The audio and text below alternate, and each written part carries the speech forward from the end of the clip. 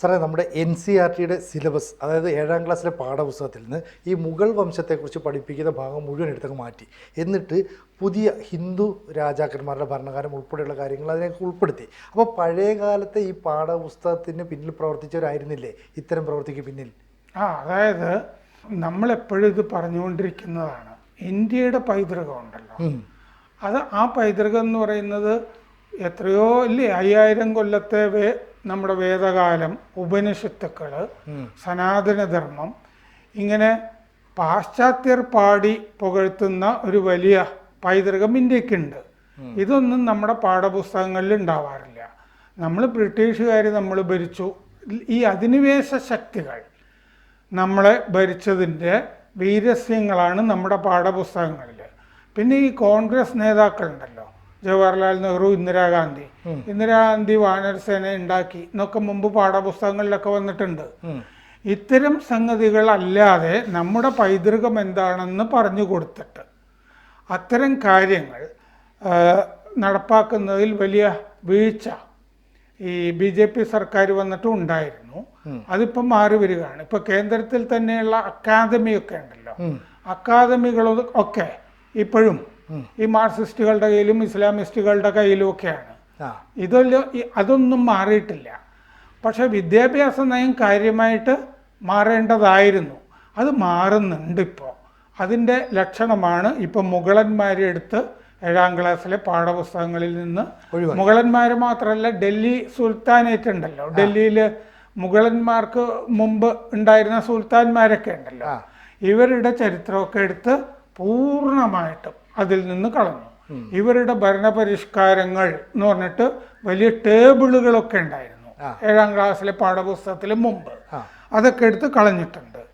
അപ്പോൾ 7ാം ക്ലാസ്സിലെ social science എന്ന് പറഞ്ഞ NCERT പാഠപുസ്തകത്തിലാണ് NEP, അതായത് നാഷണൽ എഡ്യൂക്കേഷൻ പോളിസി, ദേശീയ വിദ്യാഭ്യാസ നയം 2020 അതിൻ്റെ കീഴിലുള്ള പരിഷ്കാരങ്ങളാണ് വന്നിരിക്കുന്നത്. കഴിഞ്ഞ കൊല്ലം വരെ മുഗളർ, ഡൽഹി സുൽത്താൻമാർ, ഇവരെ പറ്റിയൊക്കെ ഈ പാഠപുസ്തകത്തിലുണ്ടായിരുന്നു. നാഷണൽ കരിക്കുലം ഫ്രെയിംവർക്ക് NCF അതും അനുസരിച്ചിട്ടാണ് ഈ പാഠപുസ്തക പരിഷ്കാരമൊക്കെ നടന്നിരിക്കുന്നത്. അപ്പോൾ ഇപ്പോൾ ആ പാഠപുസ്തകത്തിൽ മഗധ, മൗര്യ, ശുംഗ, ശതവാഹന ഈ സാമ്രാജ്യങ്ങളൊക്കെ പറ്റിയൊക്കെ, ഇന്നത്തെ ഇന്ത്യയേക്കാൾ അപ്പുറത്തേക്ക് വ്യാപിച്ച് കിടന്ന സാമ്രാജ്യങ്ങളാണ്. ഈ ആദ്യത്തെ ഹിന്ദു സാമ്രാജ്യം എന്നൊക്കെ പറയാവുന്നതാണ് ഈ മൗര്യ സാമ്രാജ്യമൊക്കെ. അതേപ്പറ്റിയൊക്കെയുള്ള ചരിത്രങ്ങൾ അതിൻ്റെ അകത്ത് വന്നു. അപ്പോൾ ഇന്ത്യയുടെ സനാതനധർമ്മ ചരിത്രമൊക്കെ ഇതിൻ്റെ അകത്ത് വന്നു. ഇതിൽ ഈ കൊല്ലം പ്രയാഗ്രാജിൽ നടന്ന കുംഭമേളയുണ്ടല്ലോ, അതിൻ്റെ കാര്യങ്ങൾ കൂടി പാഠപുസ്തകത്തിൽ വന്നിട്ടുണ്ട്. കുംഭമേളയുടെ അതുവരെയുള്ള കാര്യങ്ങൾ വന്നിട്ടുണ്ട്. നിരവധി സംസ്കൃത വാക്കുകൾ അതിൻ്റെ അകത്ത് വന്നിട്ടുണ്ട്. ജനപദം, സാമ്രാജ്യം, അധിരാജൻ, രാജാധിരാജൻ തുടങ്ങിയിട്ടുള്ള വാക്കുകളൊക്കെ ഉണ്ട്. ഗ്രീക്കുകാരെ പറ്റി, ഗ്രീക്ക് സംസ്കാരത്തിനെ പറ്റിയൊക്കെ ഇതിൻ്റെ അകത്തുണ്ട്. അലക്സാണ്ടർ ഇവിടെ വന്നു ഇല്ലേ, അതെ, പോറസുമായിട്ടുള്ള യുദ്ധം, അങ്ങനത്തെ കാര്യങ്ങളൊക്കെ ഇതിൻ്റെ അകത്ത് വന്നിട്ടുണ്ട്. ഇത് exploring society India and beyond part 1 എന്ന് പറഞ്ഞ അധ്യായത്തിലാണ് ഇതൊക്കെ ഉള്ളത്.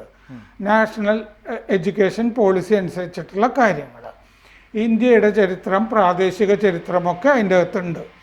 കഴിഞ്ഞ കൊല്ലം 3ാം ക്ലാസ്, 6ാം ക്ലാസ് അതിൻ്റെ ആ പാഠപുസ്തകങ്ങൾ പരിഷ്കരിച്ചിരുന്നു. ഈ കൊല്ലം 4ാം ക്ലാസ്സും 7ാം ക്ലാസ്സും ആ പുസ്തകങ്ങൾ ഇക്കൊല്ലം പരിഷ്കരിച്ചു.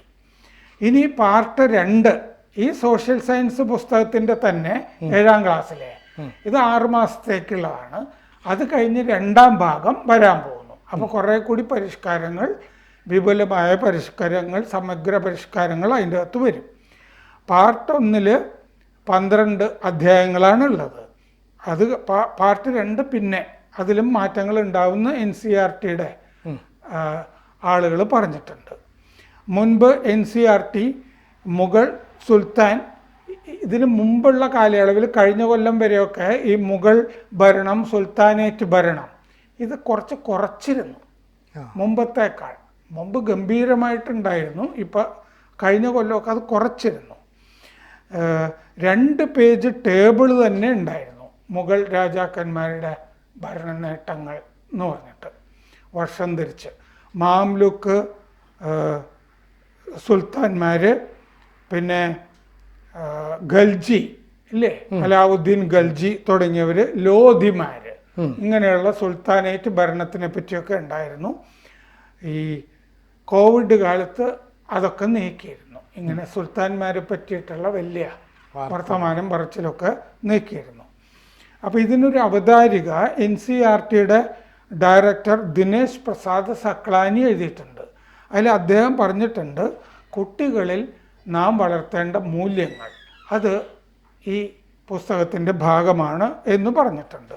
ഇന്ത്യൻ സംസ്കാരത്തിൽ വേരൂന്നിയ പാഠപുസ്തകമാണ് ഇത് എന്നും അതിൻ്റെ അകത്ത് പറഞ്ഞിട്ടുണ്ട്. ചാപ്റ്റർ 5, 5-ാമത്തെ അധ്യായം, റൈസ് ഓഫ് എംപയേഴ്സ്, സാമ്രാജ്യത്തിൻ്റെ ഉദയം എന്ന് പറയുന്ന ഇടത്താണ് മഗധയെ പറ്റി, അശോക ചക്രവർത്തിയെ പറ്റിയൊക്കെ പറയുന്നത്. 6ാമത്തെ സെഞ്ചുറി മുതൽ 6-ാം നൂറ്റാണ്ട് മുതൽ 4-ാമത്തെ നൂറ്റാണ്ട് വരെ, ക്രിസ്തുവിന് മുമ്പ് BCE, ആ കാലഘട്ടത്തിലെ ചരിത്രമാണ് പറയുന്നത്. ആദ്യത്തെ സാമ്രാജ്യമാണ് മഗധ ഇല്ലേ, സാമ്രാജ്യം. അജാതശത്രുവിൻ്റെ കാര്യങ്ങൾ പറയുന്നുണ്ട്. പൗരവ രാജ്യത്തിനെ പറ്റി പറയുന്നുണ്ട്. പുരൂരവസ്, അലക്സാണ്ടർ വരുമ്പോഴുള്ള യുദ്ധത്തിനെ പറ്റി പറയുന്നുണ്ട്. ചന്ദ്രഗുപ്ത മൗര്യനെ പറ്റി പറയുന്നുണ്ട്. കൗടില്യനെ പറ്റി പറയുന്നുണ്ട്. അർത്ഥശാസ്ത്രത്തെ പറ്റി പറയുന്നുണ്ട്. അശോകനെ പറ്റി പറയുന്നുണ്ട്. 6ാമത്തെ അധ്യായം, ദ ഏജ് ഓഫ് റീഓർഗനൈസേഷൻ, പുനഃസംഘടനയുടെ കാലഘട്ടം എന്ന് പറയുന്നത്. അവിടെയാണ് പുഷ്യമിത്ര ശുങ്കനെ പറ്റിയൊക്കെ പറയുന്നുണ്ട്. നമ്മുടെ വേദാചാരങ്ങളെ പറ്റി പറയുന്നുണ്ട്. അശ്വമേധത്തിനെ പറ്റി പറയുന്നുണ്ട്. ശതവാഹനന്മാരെ പറ്റി പറയുന്നുണ്ട്. പിന്നെ ഈ കിങ്ഡം ആൻഡ് ലൈഫ് എന്ന് പറഞ്ഞ ഭാഗത്ത് ചോള, ചേര, പാണ്ഡ്യ വംശങ്ങളെപ്പറ്റി, അതായത് തെക്കേ ഇന്ത്യയെ പറ്റി കൂടി അതിൻ്റെ അകത്ത് പറഞ്ഞു. 8ാമത്തെ അധ്യായത്തിൽ how the land became Sacred, എങ്ങനെയാണ് നമ്മുടെ ഭൂമി പവിത്രമായത് എന്ന് പറഞ്ഞൊരു അധ്യായം. അതിൻ്റെ അകത്ത് ഭാഗവതത്തിനെ പറ്റി പറയുന്നുണ്ട്. നെഹ്റുവിൽ നിന്ന് പക്ഷെ ഒരു ഉദ്ധരണി ആ അധ്യായത്തിലുണ്ട്. നെഹ്റുവിനെ അങ്ങനെ മായ്ച്ചു കളഞ്ഞിട്ടില്ല. നമ്മുടേതൊരു തീർത്ഥയാത്രാ രാജ്യമാണ് എന്ന് നെഹ്റു പറഞ്ഞിരുന്നു. അതൊരു സത്യമാണല്ലോ. അതുകൊണ്ട് നെഹ്റുവിൻ്റെ ഉദ്ധരണി നിലനിർത്തിയിട്ടുണ്ട്. ബദരി, അമർനാഥ്, കന്യാകുമാരി, പ്രയാഗ് രാജ്, ഈ വക ഈ സ്ഥലങ്ങളെ പറ്റിയൊക്കെ പറഞ്ഞിട്ടുണ്ട്. ഭരണഘടനയെപ്പറ്റി പറഞ്ഞിട്ടുണ്ട്. 2004 വരെ നമുക്ക് വീട്ടിൽ പതാക ഉയർത്താൻ പറ്റില്ലായിരുന്നു. പക്ഷേ ഒരാൾ കൊണ്ടുപോയി കേസ് കൊടുത്തു, എൻ്റെ അവകാശമാണ് വീട്ടിൽ എൻ്റെ രാജ്യത്തിൻ്റെ പതാക ഉയർത്തുന്നത്. സുപ്രീം കോടതി അത് അനുവദിച്ചു. ആ കാര്യമൊക്കെ ഈ പുസ്തകത്തിൻ്റെ ഭാഗമായി വരുന്നുണ്ട്. അപ്പോൾ ശരിക്കും പറഞ്ഞാൽ ഈ പണ്ട് കാലത്ത് കുട്ടികൾ പഠിച്ചുകൊണ്ടിരുന്നത് ചില പ്രത്യേക ആൾക്കാരുടെ താല്പര്യമുള്ള വിഷയങ്ങൾ മാത്രം ക്രോഡീകരിച്ചിട്ട് NCERTയുടെ സിലബസിൽ ഉൾപ്പെടുത്തി നമുക്ക് മുന്നിലേക്ക് തരുന്നു. നമ്മളതാണ് ഇത്രയും കാലം പഠിച്ചത്. അപ്പോൾ നമ്മൾ പലപ്പോഴും നമ്മുടെ ഹൈന്ദവ മതവുമായി ബന്ധപ്പെട്ട രാജാവിനെ, രാജവംശത്തെയൊക്കെ വിസ്മരിക്കുകയാണ് ചെയ്തത്. അപ്പോൾ എല്ലായ്പ്പോഴും മുഗൾ വംശം മാത്രമാണ് ഇന്ത്യയുടെ പ്രതിനിധികളെന്നും ഇന്ത്യ എന്ന് പറയുന്ന രാജ്യത്തെ സംസ്കാര സമ്പന്നമാക്കിയത് അവരാണെന്നുമുള്ള ഒരു വ്യാഖ്യാനം ഇതിലൂടെ കൊണ്ടുവരാൻ ഒരു കാലത്ത് അവർക്ക് സാധിച്ചിരുന്നു അല്ലേ? അതെ അതെ അതെ. അവരെന്താണെന്ന് വെച്ച് കഴിഞ്ഞാൽ ഈ സെക്യുലറിസം, അതായത് നെഹ്റു ആണല്ലോ ഈ രാജ്യം സെക്യുലറാണ് എന്ന് പറഞ്ഞാൽ നെഹ്റുവിൻ്റെ വിദ്യാഭ്യാസം പാശ്ചാത്യ രീതിയിലുള്ള വിദ്യാഭ്യാസമായിരുന്നു. മോട്ടിലാൽ നെഹ്റു വളരെ ചെറിയ പ്രായത്തിൽ തന്നെ നെഹ്റുവിനെ അങ്ങോട്ട് അയച്ചതാണ്. വലിയ സൗകര്യങ്ങളൊക്കെ ഉണ്ടായിരുന്നു. അപ്പം നെഹ്റു ഒരു പാശ്ചാത്യ സംസ്കാരത്തിൻ്റെ രീതിയിൽ യൂറോസെൻട്രിക് ഇല്ലേ, അതെ, യൂറോസെൻട്രിക് ആയ ഒരു സംസ്കാരം കയ്യാളിയ ആളായിരുന്നു നെഹ്റു.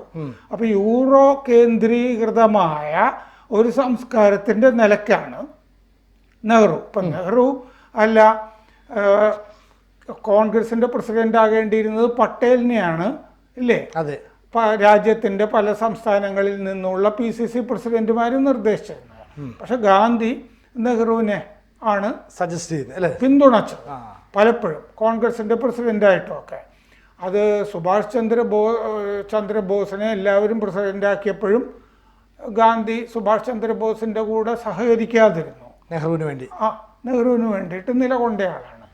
അപ്പോൾ ഒരു ബ്രിട്ടീഷ് സാമ്രാജ്യം ഇവിടുന്ന് അസ്തമിച്ചു പോകുന്നു, ആ സംസ്കാരമുള്ള ആൾ തന്നെ പ്രധാനമന്ത്രിയായിട്ട് വന്നു, വലിയ വ്യത്യാസമുണ്ടായില്ല ആ സമയത്ത്. അപ്പോൾ അതുകൊണ്ട് ഈ സെക്കുലർ ഫാബ്രിക് എന്ന് പറയുന്ന ഒരു തട്ടിപ്പുണ്ടല്ലോ ഇന്ത്യയുടെ, ഇത് മതേതരം എന്നൊക്കെ പറയുന്നത് ഭരണഘടനയിലൊക്കെ എഴുതി ചേർത്തത്, നമ്മൾ നേരത്തെ തന്നെ ഇവിടെ ചർച്ചകളിൽ പറഞ്ഞിട്ടുള്ളതാണ്. മതേതരത്വം, സെക്കുലറിസം എന്ന് പറഞ്ഞത് 250 കോപ്പി മാത്രം ഉണ്ടായിരുന്ന ഒരു പത്രം നടത്തിയിരുന്ന ഒരാൾ ഉണ്ടാക്കിയതാണ്. ഹോളബ്രൂക്ക് എന്ന് പറഞ്ഞ ആൾ ഉണ്ടാക്കിയ ഒരു വാക്കാണ്. അത് നമ്മൾ പിന്തുടരേണ്ട കാര്യമൊന്നുമില്ല. അതിനേക്കാൾ ബ്രിട്ടീഷുകാരെക്കാളും അമേരിക്കക്കാരെക്കാളും ഒക്കെ ചരിത്രം നമുക്കുണ്ട് ഇവിടെ. അപ്പോൾ അതുകൊണ്ട് നമ്മുടെ സനാതനധർമ്മത്തിൽ അധിഷ്ഠിതമായ കാര്യങ്ങളാണ് നമ്മൾ പഠിക്കേണ്ടത്. അത് പഠിക്കുന്നത് ഇംഗ്ലീഷിലായതുകൊണ്ട് കുഴപ്പമൊന്നുമില്ല.